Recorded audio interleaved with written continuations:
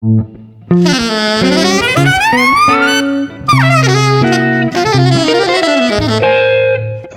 Jazz.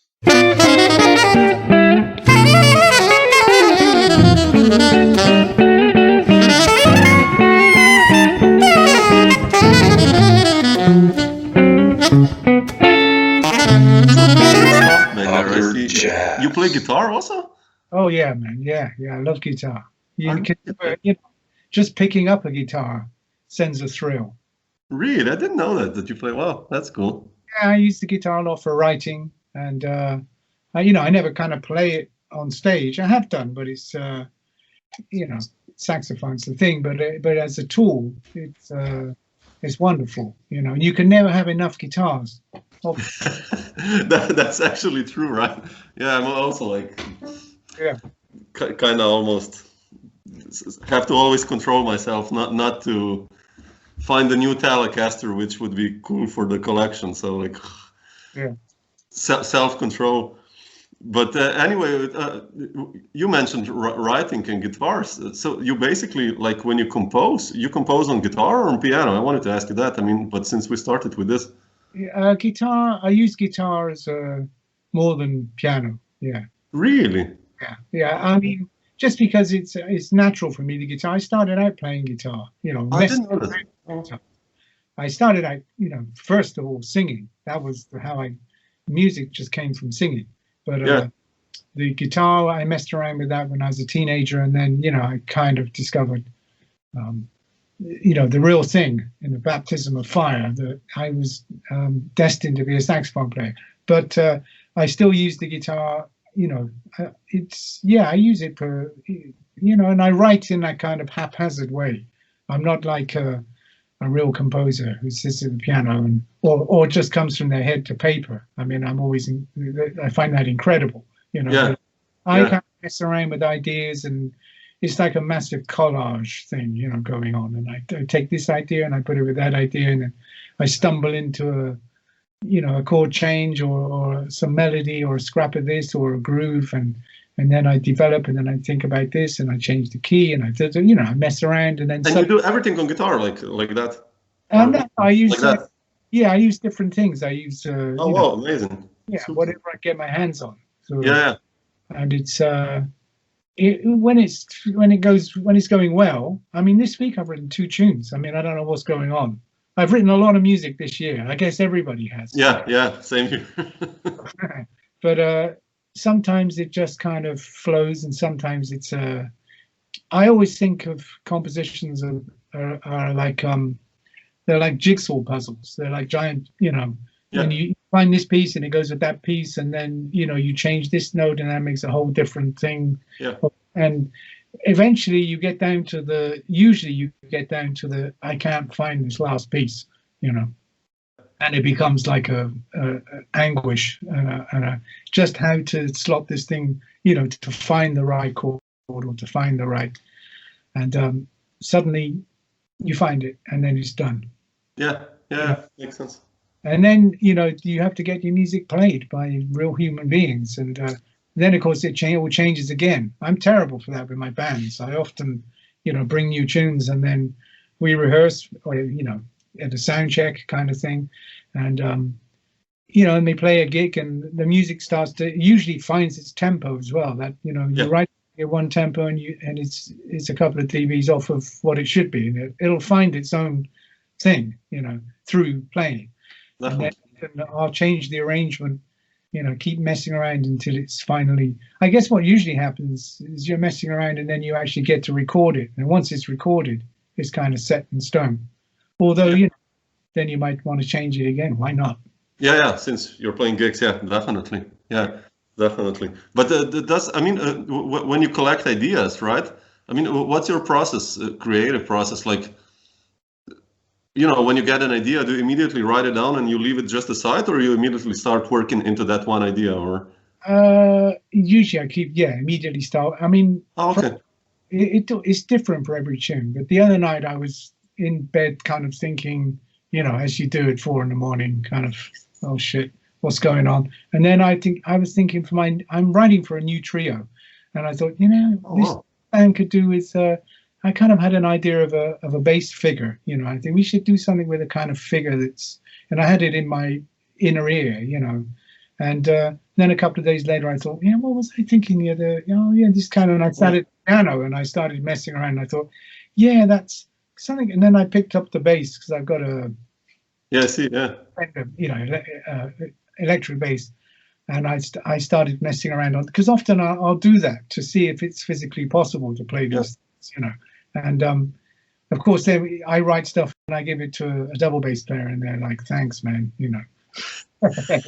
But you know, and then I started, so that gave me an in, and then I started messing around with a few changes, and you know, and then I kind of thought, yeah, I think this is the kind of thing, and then I recorded something, you know, I recorded basic structure. Oh, super, okay. And then I started using the piano, you know, to voice things, and then scrap a melody will come, and then I'll put the horn and change, you know. Yeah. And then I changed the key to make, you know, it's kind of, you mess around and stuff in the dark, and then suddenly it's done. Then you have to get it on a piece of paper, you know, and I'll usually make a demo. So it's kind of like, okay. Yeah, I love making demos, and I'll kind of record in my own way, thinking which, you know, for what kind of band or what thing, because often the tunes could, you know, you could be played by anything, you know. You Yeah, exactly. Yeah. Expand it to a big band, or it's the hardest thing is to write for a solo saxophone. That's terrible, man. That's the hardest shit right there. But you know, then I'll get the parts. I'll write parts, and then I put a little demo. Then I file it away, and I think yeah. And the other thing which is hard is the title. If you don't get the title in the first day, you're screwed, you know. How do you do the titles? I'm really curious, because I have like the most stupid ways how to do them, but I want to hear you. Oh, no, I mean, yeah, it's sometimes, you know, I look out the window and think, yeah, that's the vibe of this piece. And sometimes you store up little ideas for titles, and often the tune goes for ages with the wrong title. And, you know what it's like. They're like little children. You got to find out. Yeah. Dogs, you know. But who's the new trio for, if it's not a secret? I mean. Oh no, yeah, this is. I wanted to do something with Rita Markotuli and Anders Jobim. Oh wow, beautiful.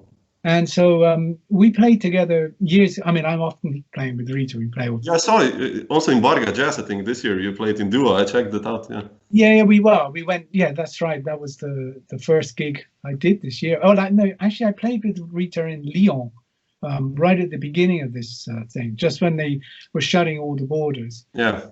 And then the next gig, bizarrely, was with Rita again, but just a duo in Italy, in Barga, which is a pretty hard gig to get to, man. I mean, gigs are always hard to get to. Yeah. You know, this, I mean, I've been saying this for years. It's like just getting to the gig is always, you know, and in the current situation, I had to take 4 or 5 flights to get from where I am to where I had to go, because there are no more direct flights that are convenient, and they cancel flights at the last second. And, you know, so I went to like 3 countries and 3 flights, and then a long taxi ride. And, you know, it's usually the train, the boat, the horse. You get to that's a tough one.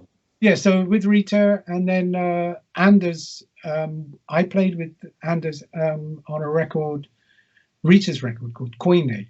Oh yeah, exactly. Oh yeah, he's the bass player there. Yeah. Yeah, and we did some touring together, and you know, he's an incredible musician, incredible. Yeah, he's really good. Yeah. You know, and I love his work with Bobo Stenson. This trio is fantastic. And also his records are amazing as a leader. I mean. Oh yeah, of course. You know, I love those. Yeah. Force majeure. You know. Yeah. I just I know that everybody, we'd all get, because we all get on, and everybody wants to do things. And I thought, okay, I'll put a stick in the sand, and I'll write to Rita and Anders and say, I want to do a trio with you 2 guys, and here's some music. And to start the whole process, we did this weird thing of, I said, here's like 4 tunes. Why don't you all, you know, I'll send you a demo with my piano playing and my sampled bass playing and the saxophone. And then, you know, I send you the stems, if you like, and then you take out the bass and put your own bass and send it back to me. And so this took a long time to get together because, you know, it just did. But we've got time at the moment. But then, you'll keep that as a recording now, like this? Yeah. But it was really to just get us started, you know, because we couldn't get together because Anders is in Sweden. Yeah. And, you know, he's not traveling at the moment. And then Rita's in Rome and I'm in, you know, near Lisbon, Portugal. Yeah. Rehearsals were out of the question. And I thought we got to start this because we did have some gigs for November this year, but of course they were all cancelled. So it's been pushed into next year. But I thought this would be a hip way to start the project. And then I mixed we recorded separately and I mixed it together. And it's kind of weird because obviously we're not doing what we're meant to do, which is to be, you know, in the same room in the same time, making music together, hopefully for people, you know, that's the chemistry that we live off. But it meant that I've now got some material to make a little film, put some images and an interview to sell the project, if you like, and it just focused our minds that this is actually going to become a reality. The trio is, you know, we're not just talking about it. We've actually done a little bit of work in advance. And meanwhile, I'm sort of banging out more tunes and looking forward to the first real rehearsal and first gig. Yeah. You know, probably be on the same day because. Probably, yeah. But so there's that project is I'm looking forward next year, the year after, and for many years to come. Yeah, definitely. Yeah, but does that mean that you still kind of will preserve the quartet? I mean, with the quartet that I met, the last 2 albums I did for ECM. Yeah, with Seb, Michel, and Eivind. I mean, unfortunately, at the beginning of the pandemic thing, I had a major gig in Italy. Switzerland, on the border, Chiasso. Oh yeah. And that was going to be recorded by the Swiss radio, and it was. I spent a lot of time writing new music for the quartet plus brass. I wanted to add kind of a brass section, you know, like 3 trumpets, 4 trombones, and I'd written all the music, sent all the music out. I had everything. We were all ready to go, and it was going to be recorded. It could have been my next album. That was the idea, and it was just all cancelled. So, you know, what can you do? Maybe one day that'll come back together. But of course, the band does continue to exist, and I've created another new band, you know, here in Portugal. Oh, really? Yeah, because you know, I could see this. This was going to be a big deal, obviously, this thing. And I could see it was going to impact on the way we all work as musicians and my kind of modus, you know, the way I work across Europe and come to the States and work with different people is always traveling and tours. Yeah. And I thought, man, this is going to get sticky, you know, and, maybe we have to think a little. And so it actually gave me time to do something that I wanted to do when I first moved here to Portugal, which was to reach out and find Portuguese musicians and they're incredible players there. Yeah, of course, you know, and I never had time to. I was so busy touring, and you know, I was always I must get it together. I mean, I played locally in my local bar because I thought, as a musician, one should do that, you know, and had a lot of fun doing it. But you know, it's kind of it's something you do for fun. And I wanted to do something a little more to mark something out and to seek specific musicians, write music and create a new band, which I've done, you know. Yeah. And that band, we've now played, we played at the Lisbon Jazz Festival, and that's just come on.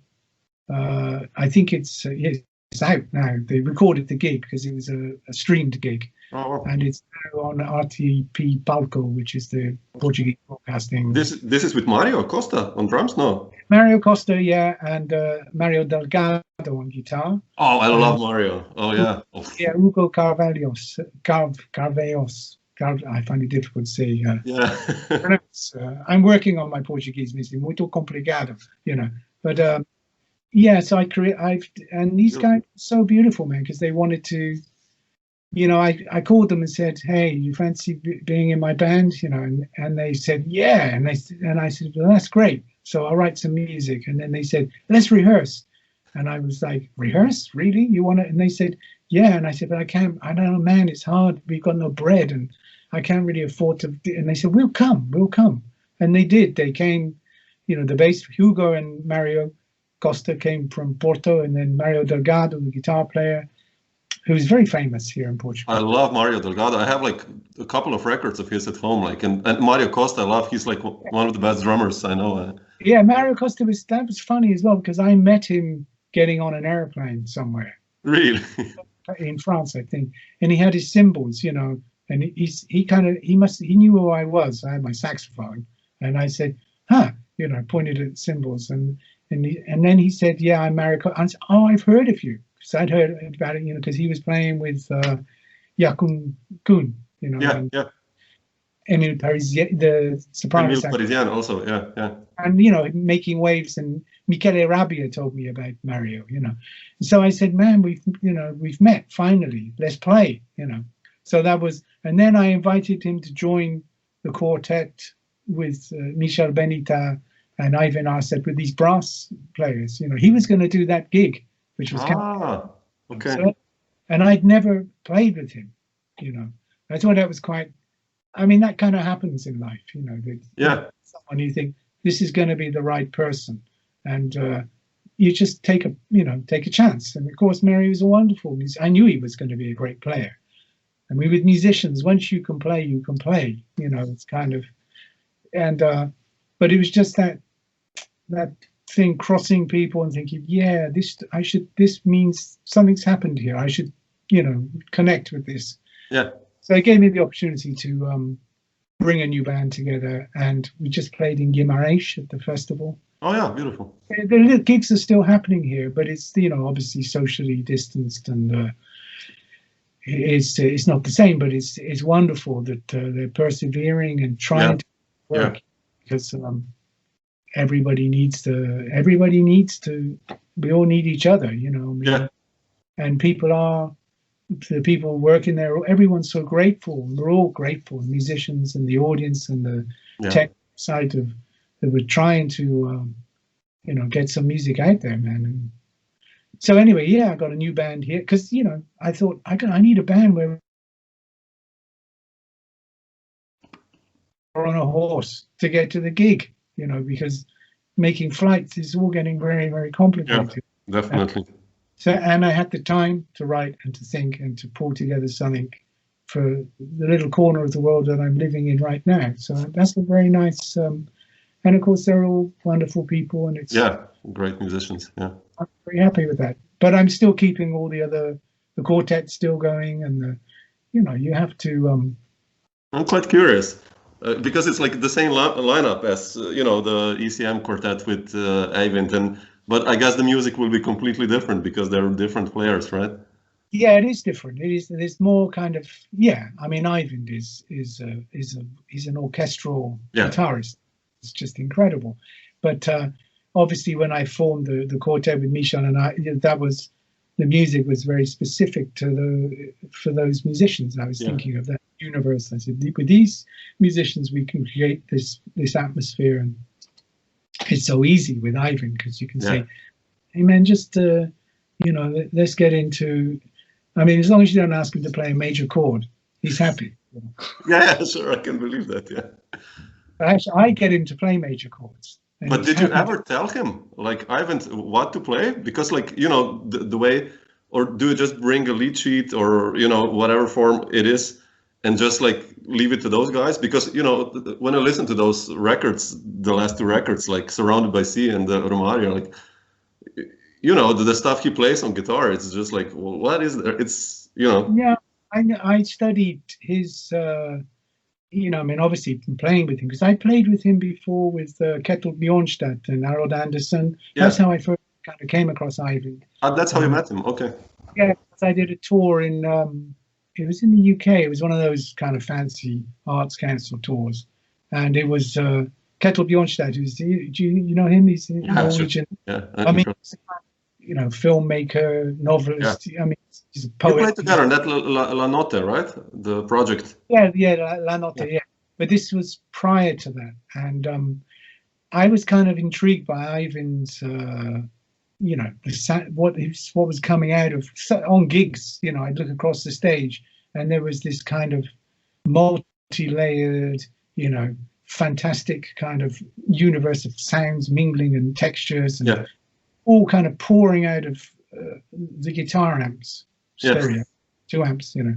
Sure. And I'd look at him, and his fingers weren't even moving on the guitar, you know, and I was like, man, it's just and I just fell in love with his style and his playing, and of course humbly tried to recreate that myself in the studio. So often I will make demos of tunes, and I will play multi-layered guitar parts and everything, and then send it to him. So he understands what I'm hearing. We talk, and then of course he takes it to the next level.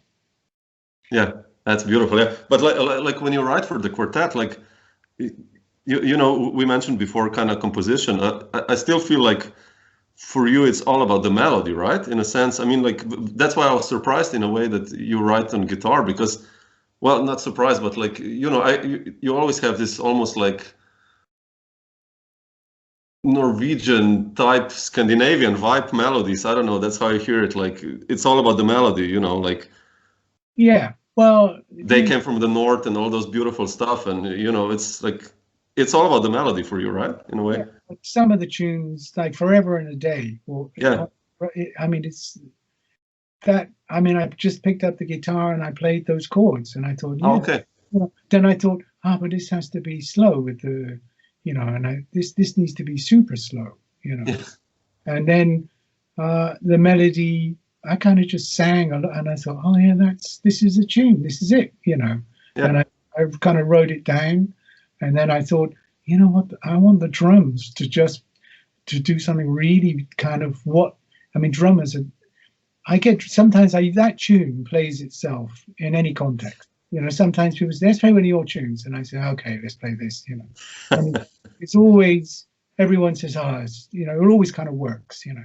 But what I ask the drummer to do is to, you know, hit the 2 and the 4, especially the 4, at kind of 50 BPM, you know, because everything comes off the 4 with the melody, that tune. And to ask a drummer to do that, especially if it's an incredible player, you know, is a bit, you know, you can see people thinking, really, you know. And I would shamelessly ask Peter Erskine to do that, you know.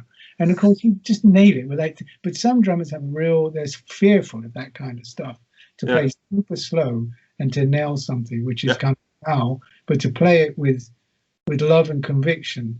And when it's played, you know, there's a starting point. Obviously, then you color that, but it's like stripping it all back to a very basic, simple thing.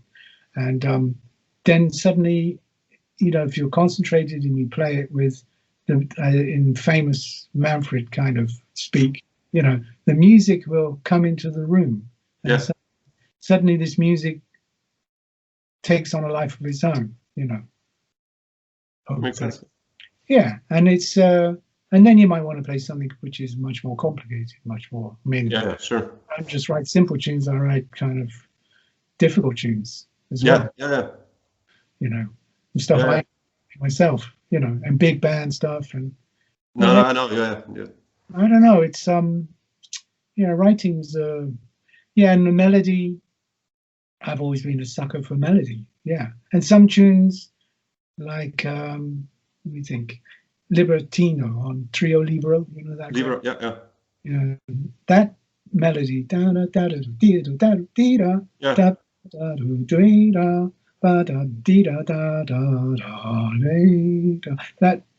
just ornetish almost, yeah, you know, and you pick up the horn one day and you just play something and you think, oh, wait a minute, and then I recorded it on my phone, I think, because I thought this is. And then I wrote it down in a very kind of simplistic way. And I took it to the rehearsal and I said, I've got a tune, you know. And I just gave everyone the same, just the melody, no chords, nothing, you know. That's beautiful. I said, let's play this. And if you have the right musicians, they can say, okay. And we played it and it was just like, boom. Yeah. It took as long to write as it did to play, you know, in the first instance. Yeah. I mean, so when that happens, that's very serendipitous. That's kind of like, oh, this is a good day.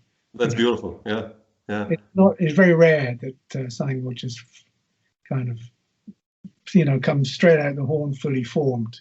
And yeah, the way that we played that on the record and live and stuff, on the record it was, because a lot of the music on that record was totally improvised. yeah. I wanted to ask you about Trio Libero, the progress, because the tunes are like 3-4 minutes long only, right? It's a different concept. It was, I mean, it is. That was, how I did that band I locked the three of us in a room, and I said, all right, let's play. Okay, ballad, D minor, That was it.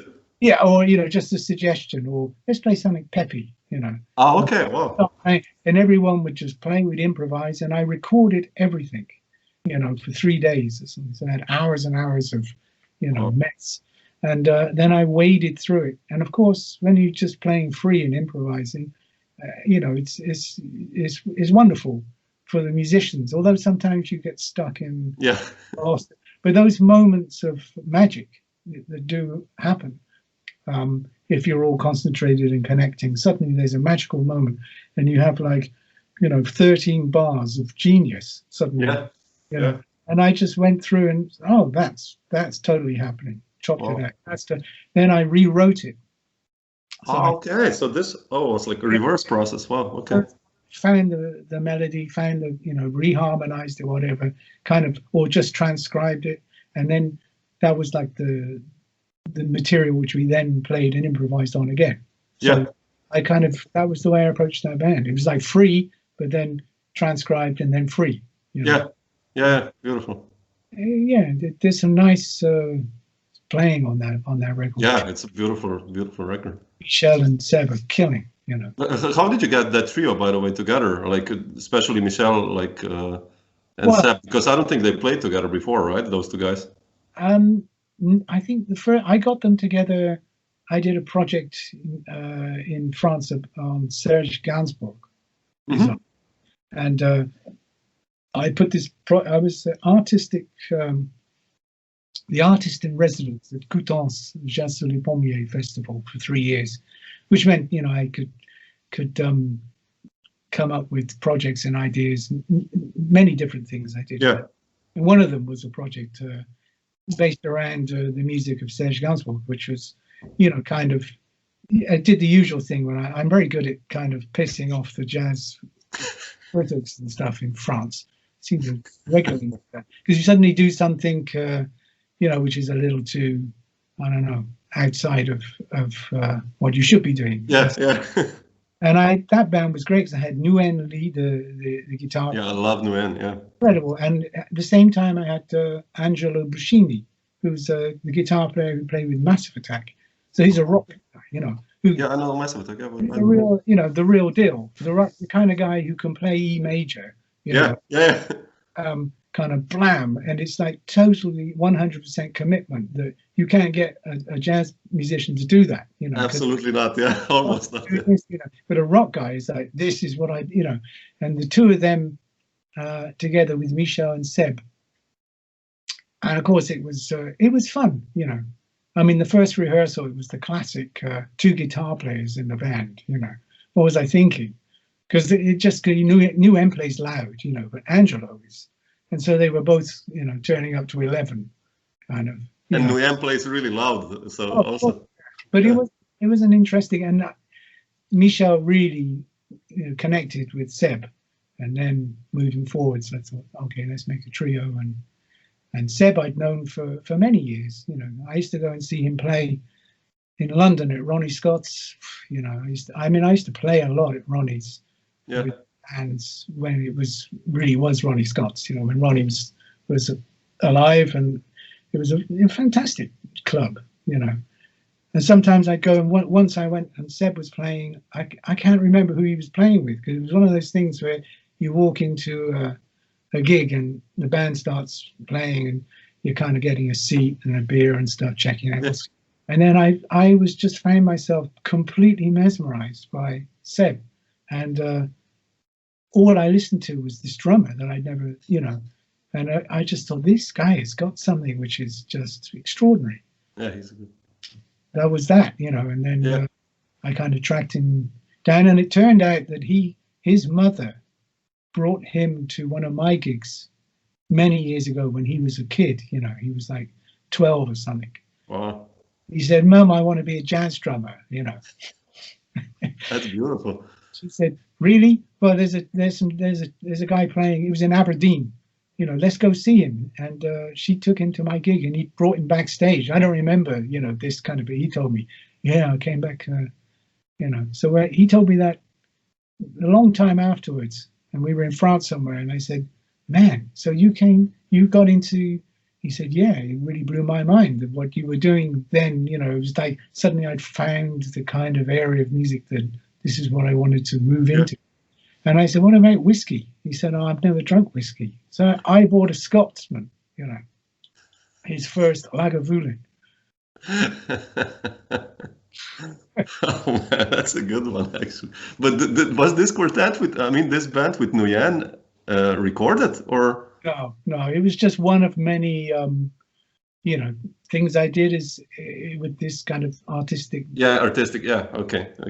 We did some great stuff. That's a great festival, and that's a great program. Yeah. So that's continued, and they've had many different musicians go in and stay for 3 years, and you know, you do a bit of teaching, you do a bit of, and they give you free rein to create. You know, I did a big thing for choir, mass choirs. I did the saxophone massive for 200 saxophones. I saw that. Yeah, that's quite crazy actually. Yeah, that was fun. And then I played in the library, you know, and I got all. It was weird. I did a gig in the library with Michel, and we had the librarians who actually work in the library read their favorite poems, you know, and also intermittently the librarians were instructed, you know, to go shh whilst we were playing, you know, to try and stop us making noise in the library. It was fun, man. Yeah. But I wanted to. You're no stranger to guitars, right? I mean, I think, and especially now you mentioned two guitars. When I think about movements in color, you also have two guitars. Yes, that was that was Eivind and John Parricelli. Parricelli, yeah, I love that record, and I wanted to ask you how did that band come together? I mean, I spoke with Arild Andersen like 2 weeks ago, and you know, I've been a fan of his music and composing for years, and it's like I wanted to ask you about that group because this was your debut as a leader, kind of, right, for ECM at least as a leader. For ECM, yeah. For ECM, yeah, of course. But how did that group happen? I mean, like. Oh well, you know, I wanted to do. I had that music kicking around in my head, and I wanted to use those specific musicians. You know, Kuljit Bhamra. We'd been playing together, and he was on. I made a record, 2 records with him, for a small label in the UK called Provocateur. Oh yeah. In the 90s, Learning to Wave and Dancing Man and Woman. And I was using tabla, and there's another tabla player, Pandit Shada Sahai. I was always drawn to, you know, that instrument. But I was using Paul Clarvis, who's a fantastic drummer, percussionist, and Kuljit Bhamra in the band. And when it came to the point of recording for ECM, I thought, what am I going to do? I thought I want to use Kuljit, and I want Arild, because I want that sound and that concept and the bow, and Arild is amazing. And I want Eivind, but I also want a guy who can play, you know, like beautiful nylon strung guitar, and you know, the stuff that Eivind doesn't do. And then I thought, I actually want a giant guitar in this band, which is what it is on that record. It's like it's like one giant guitar, you know, rather than 2 guitarists. Yeah, it's like because they're so different, Eivind and John. I mean, I'm a huge fan of John Parricelli. He's, for me, one of the most underrated guitarists in jazz because, you know, he's done so much projects. But like, I think sometimes I speak to my jazz friends who are not musicians, and they're like, oh, I don't know, you know. And I think only musicians know him. And you did that beautiful duo record with him as well, which I really love. And oh yeah. I mean, of course, because he was in Loose Tubes, you know, the big band. Yeah. And we met, you know, in that period. I did some gigs, quite a lot of gigs opposite Loose Tubes with my quartet at the time, And I never played with I played with Django in a different project, but I never played in that band. Yeah, I wanted to ask you that. Yeah, about the 80s, because you were never. I mean, the 80s in the UK, I guess it happened like this. At least how I talk with people now, and I've played a lot with Julian Arguelles. Oh yeah. And we recorded a lot, and he told me stuff about the 80s, how like this blooming thing started to happen in the UK. And how do you position yourself in that? How was your story in like mid 80s in all that? Like you mentioned the quartet now. Well, that was, I was just extremely fortunate, lucky, but I did put myself, I kind of got myself in the right place at the right time. I think with that one, because I'd moved, when I started out, I went to London and I was kicking around in London. I had a gig in a pit band in a theatre. Okay. Playing, kind of, anyway, I was playing, tunes like Brazil. I remember the kind of, in the band, in the pit, kind of whatever. And then I was living in London. I was living in Notting Hill, and then that gig kind of ended. And of course, it just became so difficult to survive. Yeah. And London was fantastic, but it was hard, man. And then I left. I literally just kind of walked out of my life with my saxophone and just stuck myself in Paris. Oh, really? I didn't know that. Oh, wow. And then I lived for 5 years in France. That was the 80s, like late 80s or? Early 80s, kind of. Early 80s, okay. Yeah, mid 80s. I can't remember. Oh, wow. But yeah. I was in Paris. I was busking. I made I had to do that. I had to play in the street. Wow. And I kind of struggled a lot, but that was good for me. It's good for your music to struggle. Right then, when I first went to Paris, I was living in one room with 15 Polish refugees. Oh my God! Wow. It was no fun, but it was like, and I had to practice under a bridge. I practiced under the Pont Saint-Michel because, but I eventually got a flat, and I mean, loads of shit happened, But I remember the first I moved into a flat, found a flat, and then I played 3 notes, and the guy came underneath, came up, banged on the door, and just said, if you make one more fucking noise, I'm going to wrap that thing around your head, That was the end of it. That was a really bad thing, man. As a musician, you realize you can't make any noise, you can't practice. So I had to go out and practice under the bridge in the winter, and but that was good. It was good for me. Anyway, so I'm in Paris, and I got in. That's when I first met Michel, Benita. I mean, okay. Music's like this: is you cross people, and then you connect, and then years later you reconnect, and so we're all one big family. Yeah. And I kind of, when I went back to London to do some gigs, I went. I'd hooked up with a trumpet player called Guy Barker. Oh yeah, sure. We were playing some kind of free gigs in.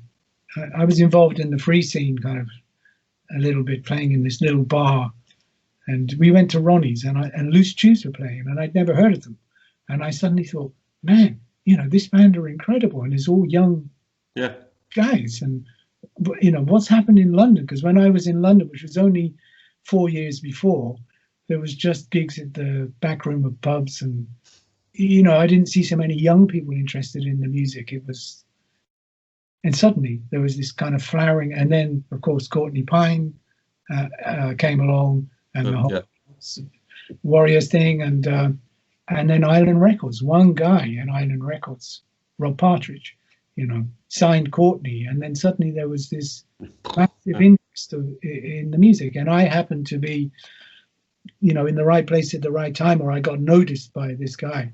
Yeah. He called me up and said, I just heard you play, and on TV. I was in a competition. And I remember that I changed all the rules. You were meant to play 3 tunes, 3 different fills, to show you. It was a competition. I mean, I never entered competitions. The guy who owned a pub where I used to play entered me into the competition because he said, you want to do this? I said, I don't want to do that shit. And he said, no, but look, the prize is a trip to New York. And I said, well, that's interesting. And he said, yeah, I'm going to enter you. And I said, well, do what you want, but and I got to the final in this competition with my band. And then on the way to the final in London, I was in a car accident. And, it was a very serious accident, but I was completely unhurt. But I had one of those kind of brushes with, like a real life. Yeah.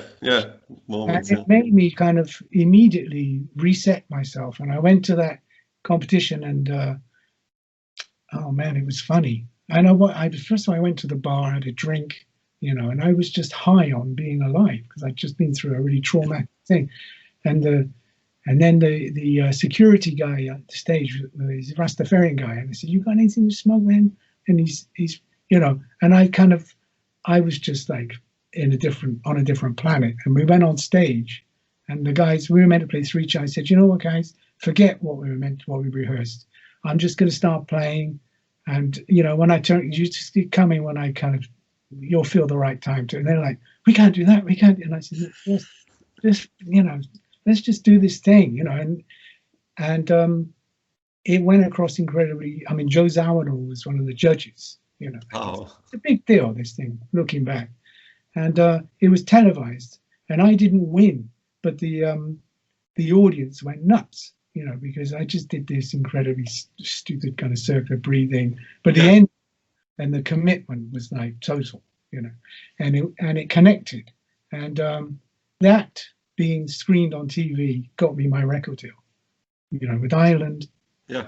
And then from that, everything changed, because I'd been struggling like everyone struggles. And suddenly I was still struggling, but suddenly I had a profile. At least something, yeah. Record deal. Amazing. Which led me, to meeting Steve Swallow and blah, blah, blah. Like it's kind of. Yeah, then it's like But it took 10 years in the wilderness before suddenly there was an opportunity which I grabbed, Yeah. And I think that's the only way to approach a career is you got to be ready. And when it happens, you have to, I'm here, I'm ready, I'm in, Yeah. And so I digressed a bit from your question, but that period, it was this kind of incredible flowering of interest in London, in the UK, and then it kind of fades away and comes back and pops up somewhere else. It is what it is. Yeah, very grateful to have caught it, Yeah, definitely. Basically. Yeah. No, but it's quite cool because you've always done this like well, not the hard way, but I guess it's the right way for each one of us. But like also, I've read you're self-taught on saxophone. Yeah, I'm still building up to my first lesson. But wait a second. I've read that you've heard Coltrane, and then like that was your initial start for saxophones. Or how was that story? I mean, well, that story was I met a piano player, wonderful piano player, who figured out that I was a true like a musician. He said, "You're a natural musician." I said, "Well," he said, "have you heard, Keith Jarrett?" No. "If you heard, Charles Mingus?" I said, "The name." He said, "What about kind of, John Coltrane?" I said, "No, Master. Yeah, I've heard of Master." And he said, "Listen, man, I'm coming to. Where do you live?" And I said, "Well, I was renting this house." He said, "I'm coming tonight to your place." And I said, "Oh, okay." And he turned up, and it was a literal. He brought a bunch of LP. I had didn't have a stereo system. I had like a dance set. It was something that was left by the people I rented. It was left in the garage. It was one of those, kind of, I don't know what it had, like a radio dial with like kind of Luxembourg and kind of, and he just brought these records, and he literally said, "Smoke this, listen to this," and we sat there listening to these records, and it was just like, well, it blew my mind, But what was it, like Love Supreme or like earlier stuff, or like Ascension, Oh yeah, okay, yeah. Right in at the deep end. Wow. But it just all made sense to me, and I thought the whole, and the Mingus, it was like Changes 1 and 2. Yeah. That maybe that was later, but it was was a whole bunch of records that really, I suddenly discovered an area of music that, you know, because I come from a little town in Wiltshire, you know. I mean, I wasn't born in a big city, and I never lived in a big city. Yeah. You know. This was in Salisbury, which is a tiny kind of cathedral city in the UK. Yeah. But there weren't many people to find who were into that kind of music. And this guy found me.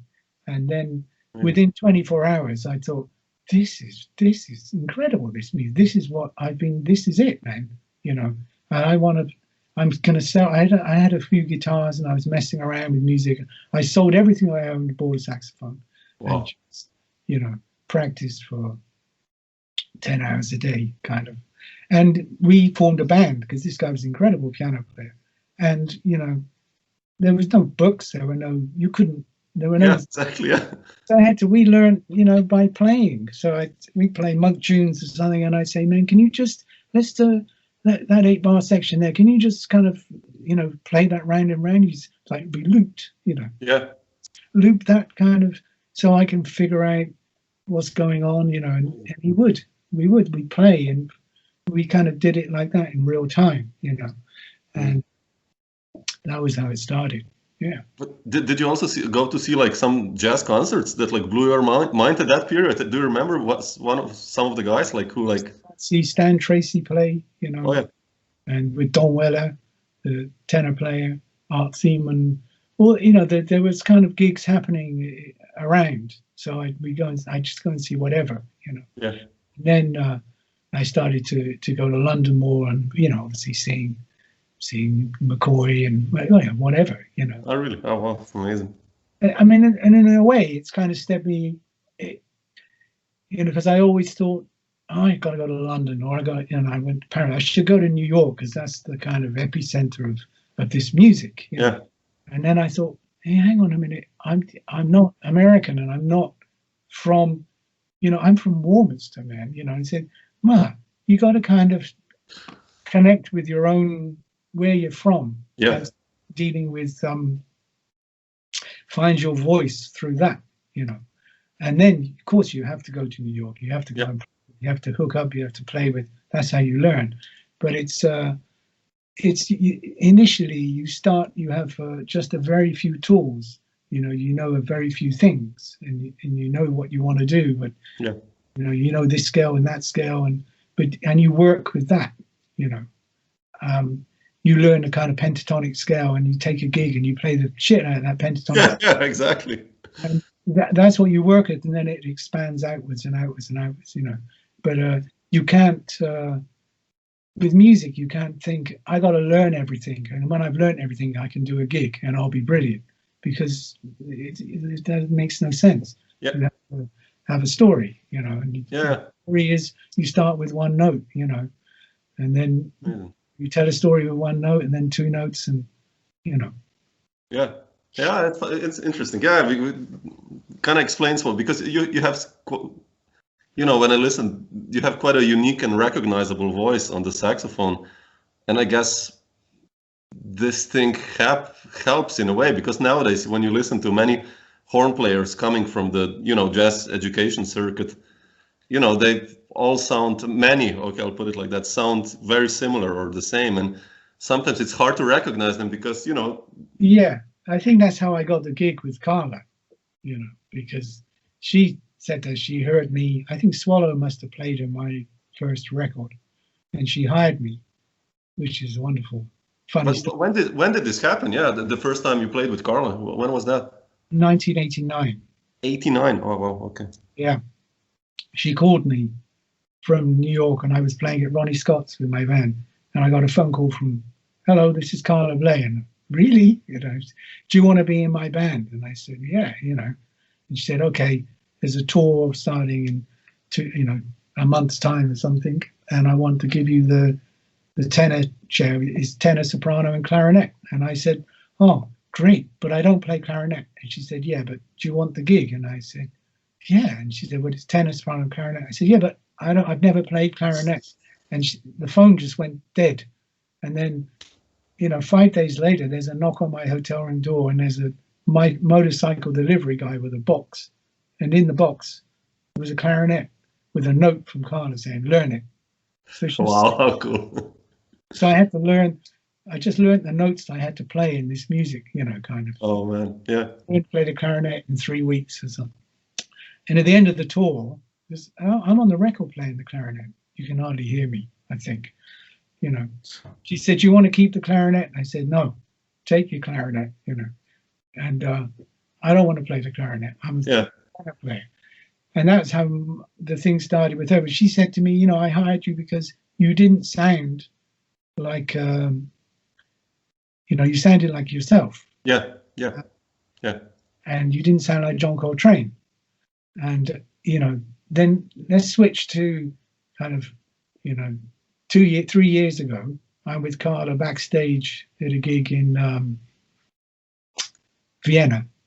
And Christian Mutzspiel and Wolfgang Mutzspiel were there at the gig, and they came backstage. And I think it was Wolfgang or Christian said to Carla, "That was such a beautiful concert. We've just had 2 hours listening to your wonderful music, and the way you play, it was so inventive." And so, you know, and the incredible thing is you didn't play one cliche. We didn't hear one piano cliche, you know. And Carla said, "Oh, thanks, that's very kind," you know. And then they left. And it was just Carla and I in this dressing room, you know, and she said, "That's some funny shit." And I said, "What?" She said, "All I've ever wanted to do all my life is to be able to play some piano cliches, you know." And which is very funny. And I said, "Well, you know what? I'm going to confess something to you." And she said, "What?" I said, "All I've ever wanted to do is to sound like John Coltrane." You know, and because of course you do. Well, I mean, that Coltrane thing is so huge. Yeah, for tenor saxophone, it's a huge burden in a way back there, right? Yeah, but it's not just the saxophone; it's just the general, yeah. You know, and the spiritual, the kind of the huge universe. Yeah. That he left, yeah. Incredible, you know. But yeah, as a tenor player,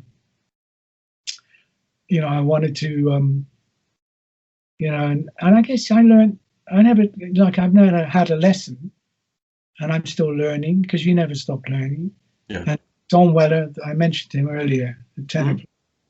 I did a gig with him, and you know, that was tough when you kind of have to start sitting in with people who are obviously much more. I mean, you're huge, you know, players, and you're a kid, you know, kind of hustling in there. And they're like, "Can you play?" You know, and then they call a tune, you know, and you think, "Oh, please," and said, "Let's play I Remember April" or something, you know. You think, "Oh, I know that, you know, fantastic," you know. Yeah, I know that, yeah. And at the time, I knew loads of the standard stuff. I don't anymore. You forget them, you know, unless you're playing that kind of repertoire all the time. I mean, they come back, but it's like a weird. But then it was anyway. At the end of that gig, I said to him, "I'm struggling with my sound," and he just kind of, you know, had a drink and thought, "God, you know, who isn't?" You know. And then I said, "Well, it'd be great if you had the perfect saxophone, so you could." It's like, you know, if you're a piano player and you sat it a brand new Steinway Grand, you know, you can hear where the piano, your sound kind of in the piano, but the saxophone, it's like you never know if it's the reed, if it's the mouthpiece, if it's the horn. And I said, wouldn't it be great if you could imagine if somebody suddenly through time came back and gave you the saxophone that Coltrane was playing on Giant Steps or whatever, with the reed and the mouthpiece, and said, "Okay, try that." So you could then compare yourself to, you know, you could try what must be the perfect saxophone because he plays incredibly, you know, to find out where you're at with your own sound and stuff. And he just looked at me like perplexed and said, "So you want to play the perfect saxophone?" And I said, "Yeah, man, to see, you know, how." And he said, "So are you perfect?" And just drank a pint of beer and walked away, you know. And I thought, that's, you know, kind of right there that's the shit. Of course, perfect. And of course, that kind of way of thinking is stupid, you know. You have to accept your own sound and your own sound. It's you know. And you know, I don't think anyone I mean, I've heard stories, but I'm never happy with my sound. I never, but it's trying to give up. You know, once the day you stop worrying about how you sound is the day when people come up and say, "Man, you sound great." You know, and you think, "Oh, really? Oh, okay. So that is my sound. So maybe I should just forget it and work with what I got." Yeah, yeah, interesting. But Andy, I just want to go back to Carla. Like, you guys played in trio like for such a long time now, like more than 20 years, right? Yes, I mean, I joined her big band, and then you know it kind of went to the first trio record was some time ago. Yeah. And more recently, there's been 3 on the trot. But yeah, I love the new one. This Life Goes On. It's so beautiful. I mean, you can feel the chemistry you guys have, I guess, you know. Yeah, that was a difficult record to. Well, it's always difficult, you know. But I think it came out great, you know. In what sense difficult? I mean, well, the music is always so challenging, you know. yeah, Can sound. I don't know if it sounds easy. It doesn't. It's just like such a strange, such a unique world to step into. Carla's world, yeah, it's different. Yeah, yeah. It is different, and every tour, you know, there'd be new music in it, and there'd often be a new avenue of, you know, suddenly you're faced with a lot of, you know, you can. She's always working. She's working at ideas and concepts, and in her playing and in her writing, and you kind of step into whatever she's working in at that time, you know. So suddenly you're faced with lots of symmetrical diminished scales, you know, or chords. There's chords with SD written after. You say, what is this SD? You know, in the symmetrical diminished. Oh, right, okay.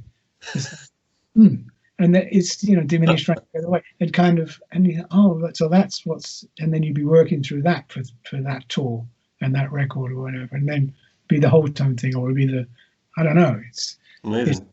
And that record, it was kind of, some of that music is hard, man. You know, there's some stuff on that record which is, I mean, it's the major minor thing, and you know, I just get pages and pages of chords, and you just have to improvise, you know, and then you suddenly have to play something really precise and really, it's wonderful, incredible music, you know. Yeah. So full, it's so orchestral, and it's so minimal, you know. Yes. It really is, and it's old school kind of, you know. The rehearsal would be the day before the first gig in the kitchen of some hotel somewhere, because that's where there's a piano, you know. And then at the sound check, you'd be rehearsing really hard passages, you know, kind of, and then you play them, and there'd be no question of maybe we should play some of our hits, you know, something, because tonight's difficult with the sound or whatever. No, we play the repertoire, you know, we play what we're working on, because we're working towards something. Beautiful. But do you remember the first gig you did, like, you know, coming from Carla's big band, the first gig you did with the trio? Because, you know, it's quite an intimate setting, play with piano and Steve's bass, of course. Yeah. It's like really revealed in a way, you know what I mean? Well, and that came about because I went up to Woodstock to mix a record. I'd made a record called Soft on the Inside with a first big band, you know, crazy big. Yeah, I love that, yeah. And we mixed it up at Willow and in Carla's studio, which is really? I didn't know that. House. And so I went up there to do that, and then after we'd kind of be mixing, and then we'd eat, and then for fun we went to the basement to play, the 3 of us. Oh wow! Okay. And you know, and that kind of, it became fun playing standards and stuff, you know. And then I think we got some gigs in Europe, a tour, and it was like this trio, you know, and it was incredibly demanding for me as a saxophone player, because I'd been working in my own projects, and I think at that time I was probably also I was also playing with George Russell, you know, which is all about, you know, screaming kind of out saxophone playing. But another giant, yeah. You know, and these big bands, it's hard work and sound and projection, and, you know, fighting with playing with the trio, where, you know, you never get above PP. You know, you have to kind of play at the level that's required. Yeah. And it's so delicate, and everything is, you know, everything is exposed. Yeah. Suddenly they're kind of naked playing this, you know, playing this, thinking, oh God, am I still in tune? You know, kind of, and it was and it kind of worked, and then it just continued, and then expanded to quartet, you know, and then I was in the 4x4, the octet, and also then the quartet with Billy Drummond, and then quintet with Paolo Fresu. Paolo, yeah. And all the time there would be often little gigs as the trio, and then, you know, we were touring them mainly as a trio, and she wasn't doing so much big band stuff. And then Manfred said, "I want to record you, you know, as a trio." Oh, wow. Okay. You know, made the first record. She made her first ECM record, because until that point, she'd always that's what works. And what works. Yeah. ECM, but suddenly Manfred said, "No, I want to record you. I want to produce the record." And she's like, "I've never had a producer before, you know." And you know, we made that. Yeah, and it was great, man. It's like history. Yeah, definitely. Yeah, it is. But you mentioned Manfred. Like, how was it? Like, or is it for you? Like, you know, always when I talk with musicians who record for ECM, he's like part of the band, basically, right? Like, how was it for you when you first worked with him, like as a leader, like let's say for Movements in Color, or even with Carla's band? How is the process there? Well, it's inspiring. You know, I mean, he's a giant.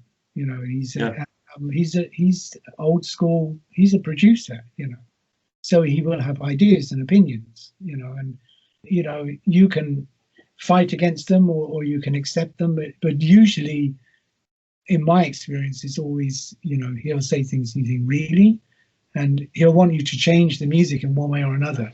And you know, you could put your foot down and say, "No, I don't want to do that, man," you know, or you can. Ended up some tunes rewriting them in the studio, you know, and actually they were better. His suggestions were good. I mean, often it's like arrangements, you know. So why are you playing that melody again at the end of the tune? Mm-hmm. You heard it at the beginning of the tune. You don't need it again at the end, you know, kind of stuff like that. Yeah. Well, that helps. Yeah, like an outsider ear. Yeah. Yeah, but also, of course, because of who he is, and of course the history of this person and the music that is passed through his hands, you know, and it's like there's just a weight to it. And so in that, with my bands, it's always, you know, you're the band leader, and you only have.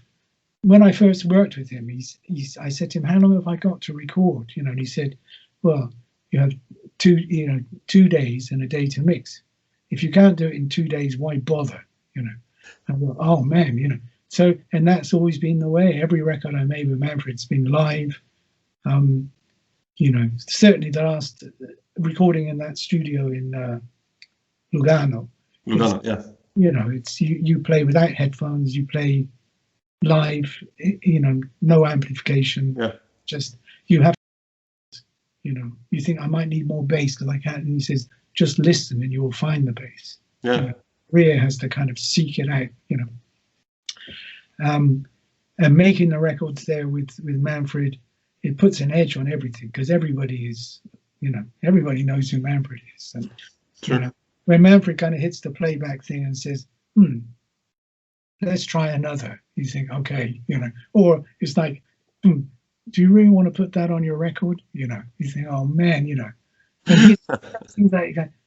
I think you're out of tune, you know. It's just to put you on edge, because you think, no, I'm cool, you know. But it's like, really? And then with Carla and Steve, who are also giants, you know, I was the kind of the kid, you know. There's Manfred, Carla, and Steve, and I'm the kind of the new boy, you know. And he'd do things to provoke performance, you know. Yeah. Which is good, yeah. That's old school producing, you know. Yeah. For example, the Utvikling sang, it's the first tune on the Trios record. Carla said at lunch, we'll play Utvikling sang after lunch. And Manfred said, yeah, what is that? And she said, oh, Andy plays that tune great, you know. He really kind of nails that. And he said, oh, okay, let's record it after lunch. And so we go back to the studio, and Manfred comes out of the booth, comes down, takes a chair and sits in front of me, like, 2 meters away from me. And he says, okay, let's, record. Red light. And you play, you have an audience of 1, and it's Manfred Eicher, no pressure. That's heavy, man. And, and I was nervous, man, because it's, Yeah, of course. But anyway, we recorded the tune, and then he went up and I said, can we do another take? He said, yeah, of course, do another take. But it's great, but do another take. So we did another take. And I played the melody, certainly the first melody, better on the second take, total confidence, those 3 nailed it. And then we went to listen to the playbacks, and Manfred said, it's first take, we have to have the first take, and I said, yeah, but I think I played better on the second take. He said, yes, but the first take, you sound like you were discovering that melody for the first time. Oh yeah. Second take, you sound like you've played it before. It's perfect, but the first one has a little, and I think because you sat in front of me, I was nervous, man, Yeah. But that's the performance that we want, then there's a story. The way you play tells the story. It's all about the story. Yeah.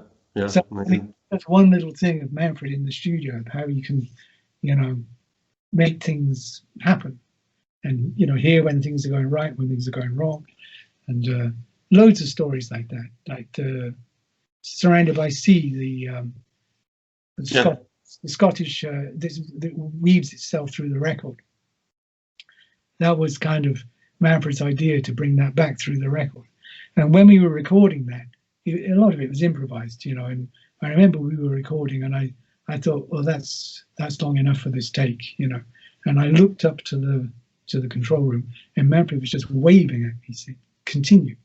And the guys were kind of playing, so I started playing again, which made them continue to play. And then the music got to a certain point, and I kind of looked up, and he still played, keep playing. So, okay, we kept playing. So we did like a 20-minute take of something that should have been 3 minutes. And he said, that was so great. It was like happening. The music came into the room. And then he said, now we'll chop it up and put it through the record, which was a great idea. Yeah. And that's when, when the record comes out, you can, when you make a record for ECM, it's always the struggle. It takes so long to get in the studio, and then it's so, it's so real in the studio. It's so such a deal, and then when eventually the record comes out, it always looks and sounds great. And you think, that's why I want to do this, and it kind of, he gets the performance out of you.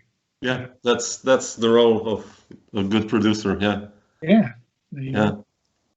But Andy, I just wanted to ask you 2 more things. Like you mentioned, you've done so much work as a leader since the early 90s, but also a lot of work as a sideman. And how do you differ between these 2 animals if you do kind of, you always are yourself, even if you do a sideman work. Like I spoke a while ago with Espen Eriksen. Hi, Espen, yeah, fantastic. And I love his playing, and the record perfectly unhappy, I think, that you did, guys. And I wanted to ask you how you met Espen, actually, but like, how do you differ, first of all, being a sideman or band leader, or how do you feel in the role of a band leader? Because it takes like quite a lot of not courage, but like, responsibility in a way also. So yeah, it's hard being a band leader. It would be, I think every saxophone, when I started out, it's like, all you want to do is get a great gig, be a sideman, play the saxophone, not have any responsibility of booking gigs or writing music, or just play the saxophone player. But it's not enough, and you have to kind of do your own music, make your own records, and it's all part of it. Just to build is to build a career. I guess that's what it is, but I never really think of it as a career. It's just something you have to go through. You have to form bands, and then at a certain point, that band you need to change, because you need to freshen up, or you meet someone getting on a plane and you think, maybe I should, hire this guy. Yeah. Yeah. It kicks it into another area. And man, what was your question? No, like just like, do you prefer? I mean, it's a hard verb to use in this case, but like prefer being a sideman or a band leader? I mean, like now after like 40 years of work, let's say. I think I love playing other people's music. It's playing your own music is sometimes of course it's what you should like more than anything, but it's kind of too personal or something. It's oh yeah, well, more stressful. It's great when you get the band with the musicians like the quartet. When you actually hire those musicians that really are going to deliver what you got in your head. You know that when the music is happening, you think this is the sound world I wanted to create. This is it. Yeah, that's a thrill. Yeah. But with Espen, I heard him play with the trio with Andres in Bergen at the Nat Jazz Festival. Nat Jazz, oh yeah. By accident, I went. I had some, time at the festival. I was playing a different project, one of my big band projects, and I wanted to check out the music after the show. That kind of thing. I'm going to listen and see what's happening. And I went all the way up to an obscure room in the top of the building where this trio were playing. And I sat down and thought, I don't know any of these guys. What's going to happen? And they started to play, and I just immediately thought, that's so tuneful, man. We've got a concept, and the melodies are fantastic. And the melodies. I could really play with these guys. I thought I could just slot straight into this, but they probably never heard of me, or they don't need me. They're perfect as they are. Anyway, I just happened to mention to somebody at the festival, a musician, said, I just heard this guy Espen Eriksen, and I thought it was incredible. And I said, I'd love to play that music, man. It would be great with the saxophone. They had really, that was fantastic, and that was it. I didn't think any more of it. But they said to Espen, that I listened, and he called me and said, would you like to come and guest with the band at a gig in London? And I said, sure, and that was how it started. Of course, it was just a very nice marriage, Yeah. And the guys are all great. We get on so well, and I miss playing with them. I really miss them. That's some great music to play as a saxophone player. Yeah, it's so melodic. It's like, I love it because it just has this Scandinavian vibe to it. Where it's just like, yeah, it's not. And live, it's got much more kind of. It takes off a bit more than on the record. Stretch it out, yeah. Yeah, it can get a little, a little kind of dirty in places, and they rise to the occasion, and it kind of is nice, man. To get stuck in on something, which is it's very constructed and beautiful, and so okay, let's just edge it into this area, Yeah, that's. So, I love doing that kind of thing, being beautiful. And I find that early on getting hired. By George, and where you have to figure out as a saxophone player, what is you have your own sound and ideas, and you're trying to discover things and work at the music, but you get hired with it and you think, how should I play in this context? What is required of me or of the saxophone in this context? Yeah, that's a challenge. Yeah. To get the right hat, and I guess I could just about nail all the, I could play soft and melodic, and I could also play out and fiery. Yeah. I don't do that so much anymore. Well, I could do, I do sometimes. And George pushed me to my limit with that, Yeah. Then kind of it works out, and if you've got some kind of story to tell, because you've struggled through all these things when you started out. Yeah. You didn't, get the best saxophone and the best tuition and the best blah blah blah blah blah, and the Rolls Royce. You had nothing. Yeah. And you had to figure out kind of what note works on what chord. Yeah. By ear and by feel. Yeah. I don't know. And then you have to be on time. And, when the band leaves at 7:30 in the morning, you have to be there at 7:30 in the morning with a smile on your face, thankful to be working and in music, Yeah. Beautiful.